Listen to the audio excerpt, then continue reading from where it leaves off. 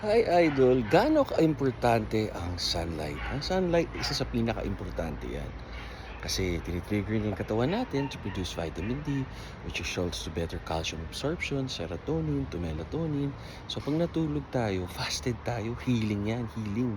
Yung sleeping healing yan, hinihil natin katawan natin. Kaya pag kulang tayo sa tulog, kulang tayo sa healing. Kaya pag nagfa-fasting tayo, ang benefits niya, walang energy na ginagamit sa digestion. Ang energy niya to heal the body kung ano yung kailangan i-heal. Yan yung pag water fasting. Pag dry fasting, mas malupit. Pero syempre, mas malupit din yung kailangan ng doctor supervision kasi mahirap na, di ba? Pinakamatagal ko na water fast habang tulog 8 hours. Pag umabot na ng 12, tapos nag-workout, naawa ko eh. Kasi nag-workout ako ng bagong gising. Yun, na intermittent fasted ako, kaya nami-maintain ko yung katawan ko. Pero tandaan nyo, I'm not your doctor, tama kayo, mali ako.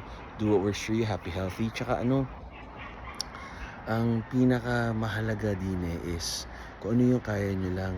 Kunwari, pagtulog nyo, fasted kayo. Pagising nyo, kailangan nyo talagang kumain. Kain kayo, di ba? Do what works for you.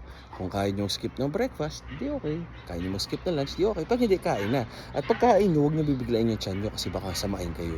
Yan yung nakakalimutan ng karamihan. Kaya yung iba na lumalaban na may weight, di ba? Nag-fasting sila, nagsusona, may weight class silang kailangan or lalaban sila sa mga competition na kailangan na sobrang tuyo sila.